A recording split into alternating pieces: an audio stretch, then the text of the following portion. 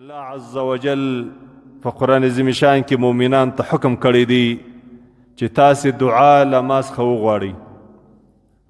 د مؤمن مسلمان دعا د الله جل جلاله قبلوي.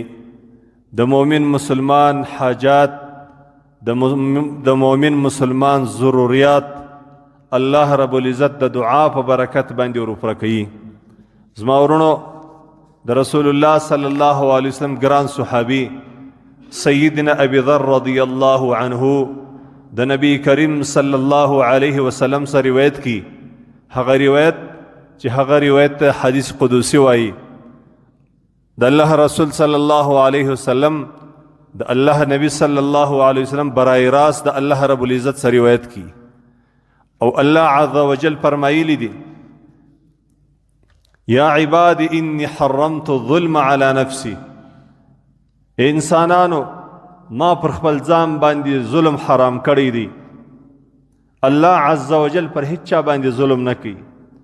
الله رب العزت انسان ته د خپل اعمالو جزا ورکوي.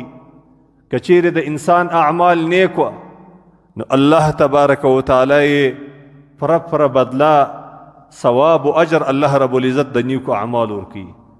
او نعوذ بالله که چیرې د انسان اعمال بد وه نو الله رب العزت د بدو اعمالو سزا ورکوي او یې الله رب العزت په خپله مهرباني باندې معافي او بخشي.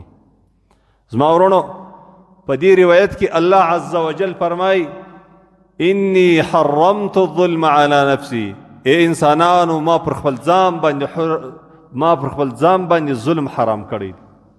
الله رب العزت یو احسان دی، د الله رب العزت یو مهربانی ده پر انسانانو باندې. او الله عز وجل فرمای: وجعلته بینکم محرما. اے انسانانو، دا ظلم ما په تاسې په مابین کې یو پر بل باندې ظلم، یو له بل سره ناجایزه، یو له بل سره بد، دا ما پر تاسې باندې حرام کړي دي. نو الله رب العزت وایي: فلا تظالموا. اے انسانانو، یو پر بل باندې ظلم مه سره کوئ.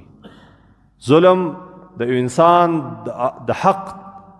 د حق ضایع کول، د یو انسان حق نه ورکول، د په تمامه معناو باندې، که نر وي که ښځه، که لوی وي که کوچنی، خو چې د ده څه حق وي د هغه د ده د حق په باره کې کوتاهي کول، دې ته ظلم وایي.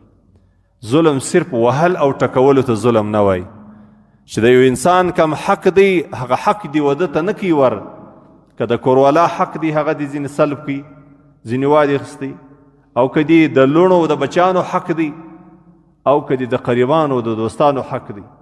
د حق په نه ورکولو کې، د حق په ورکولو کې کوتاهي، دا ظلم دی.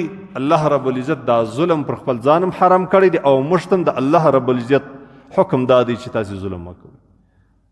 هغه که د انسان سه د ده د مال په ګرځولو کې، د یو انسان د جایداد په ګرځولو کې، د یو انسان نور حقوق وي، کورني حقوق دي، نو د دغه حقوقو په نه ورکولو باندې د انسان ظالم بلل کېږي.